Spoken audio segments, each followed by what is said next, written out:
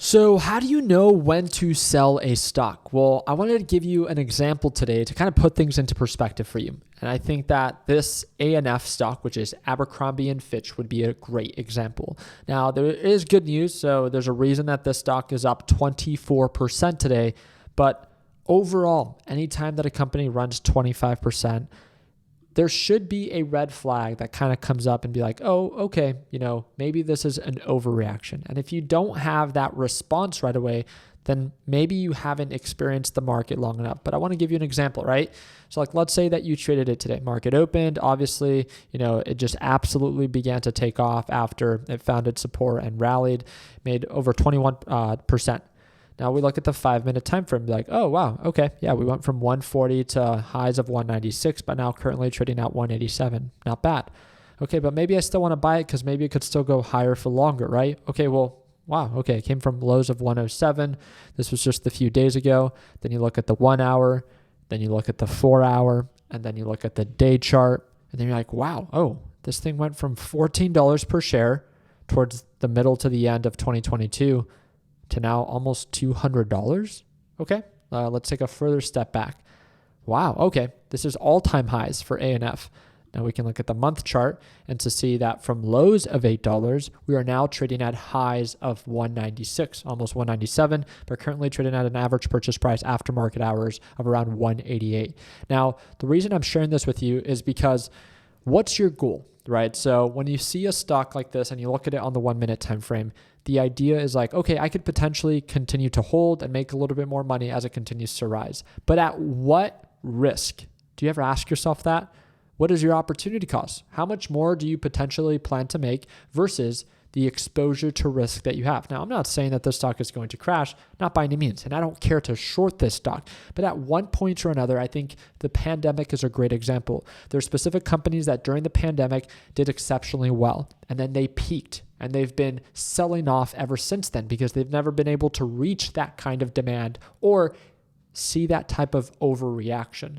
Now, that is the same thing with stocks like this, where they go from $7 all the way up to nearly $200. And we can do very quick math using this little trendline tool. I don't even want to use $7. Let's use the $14 price per share that was back in the end of 2022 to our current trade price. That is a 1,120% return. Now, companies do experience this, but we're not talking about technology company. We're talking about ANF, right? Abercrombie and Fitch. And rightfully so. I mean, look into the financials. See if you can justify it. Is this thing going to go higher for longer? But again, what's the goal? From 188, do you plan to sell at 200? Do you plan to sell at 220, 250? Whatever your goal is, that's fine. But all I want you to take into consideration is at what exposure to risk? Do you ever ask yourself that question? Because there's huge pullback potential. I mean, for being open, other than the 24% that it gained today, let's talk about where it was at the beginning of the year, right? Beginning of the year, this would send us back to $51, which would mean this little trendline tool is messing me up right here. So I'm going to go right on over here.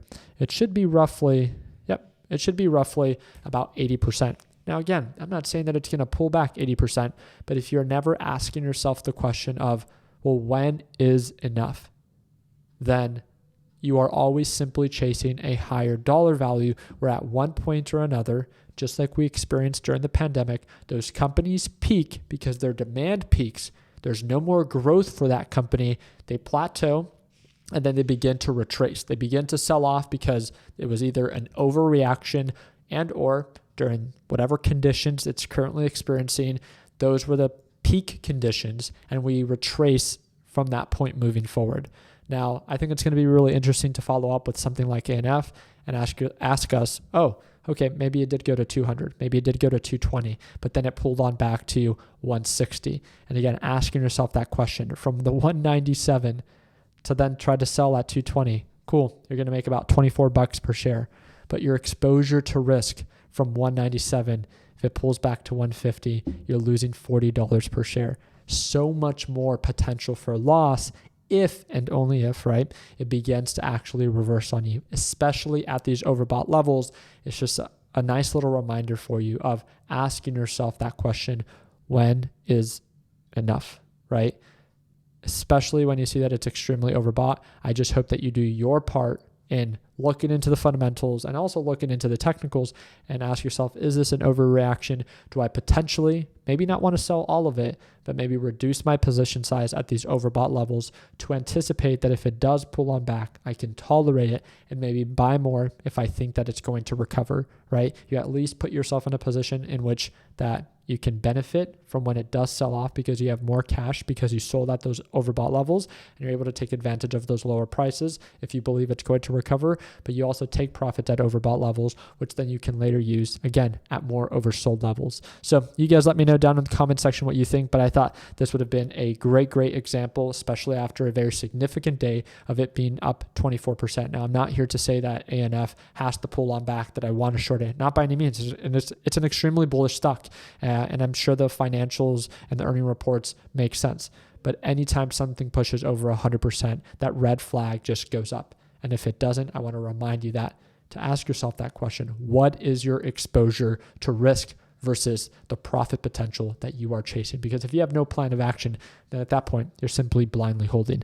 And one thing that, again, we always like to encourage is have a plan. We offer a free risk calculator that allows you to input your desired entry, exit, stop loss, and it tells you your risk to reward ratio and also how much you could potentially make versus how much you could potentially lose. And it looks just like this. If you guys haven't checked it out, super simple. You plug it in, entry, exit, stop loss, risk to reward. You type in how many shares, and then it tells you your trade size, your profit potential, and your loss potential. Very, very simple, but a very crucial step, especially for beginners that are simply trying to implement more structure with their trades. If you guys want that risk calculator, just shoot me a direct message right now via Instagram, risk calculator, and I'll send it right to your inbox. It's a bot that automatically responds to you. So please make sure that when you send me a direct message, it says risk calculator. If you guys don't follow me on Instagram just yet, it's going to be linked down below. Just be aware of fake accounts. I only have one and I am verified on Instagram. I appreciate your time. Like always, let's make sure that we end the year on a green note. Take care, team.